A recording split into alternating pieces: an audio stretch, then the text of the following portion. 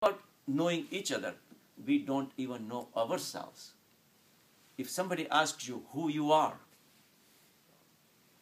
we are going to be very limited to come out and say that this is what I am. Whatever you're going to describe about yourself will be a relative thing. I'm son of so-and-so, relative thing. I'm a father of so-and-so, relative thing. I'm a doctor. Who makes you a doctor?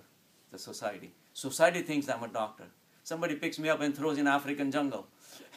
I become their food. I'm not a doctor. He's just another guy. Or whatever. I'm just saying. So we don't even know ourselves. So knowledge has its limited value. So if a mother thinks that if mother thinks she knows the child, think again. The identifications about a person does not mean a knowledge. That's acquaintance. You just know a person. You don't know of the person. It's two different things.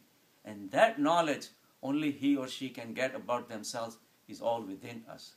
And instead of trying to identify and know each other, why don't we spend that much effort to just know ourselves? This is how these teenagers, when they finish the college, you take a year off. Yeah. I want to know myself. What did you do all these years? That's a fad. Ijoma Anandji always says, it's one thing to know about the thing, and it is another thing to know the thing. Exactly. Right. So we can make an atom bomb, but we don't know what an atom is. Edison once went to a small town where there was an exhibition, made by the school children. And they had made toys out of, materials which will work on the principle of electricity. Edison was the inventor, or discoverer rather, of the electricity. So these were like tiny boats and cars, and they're electric toys. So he was really amazed how the electricity was being used to create all these beautiful things. And so he happens to ask the children a question. He said, do you know what is electricity? Children couldn't answer. He says, do you know who I am? I said, no. So he says, I'm Edison. All of a sudden, everybody got together, the school teachers and principals, and everybody got together, and the children, he says, Mr. Edison is here. Oh, everybody says, oh my God, he's like father of electricity, and this and that. He asked a simple question. Do you know what is electricity? We couldn't answer. So teachers and the principals started scratching their head. We don't know what is electricity. We know how to use it, but we don't know what is electricity. So Edison says, don't worry about it. I don't know either. I know of electricity. I know how to use it. I know it's a natural phenomenon, but I don't know what is electricity. Yep. The moment you say that you don't know something, that is your starting into the realm of a vast kingdom that cannot be known. But that's fine. It's okay not to know lots of different things. The mystery is the beauty of life. It's okay not to know. That's where your ego bows down. That's you become humble.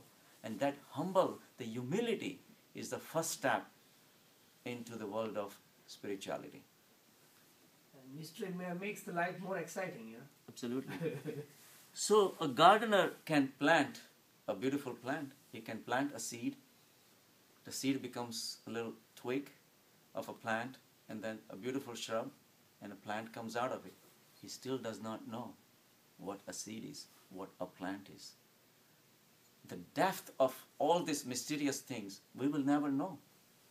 So our sense of wonderment, amazement that we were born with is gone, only because of this fake knowledge that has been given to us.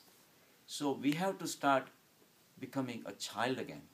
We have to have that wonderful feeling, how the butterflies look so beautiful, why the trees are green, why there is sky, what is the need for sky, why are stars in the sky, why waterfalls are so beautiful, why does it make me feel so good?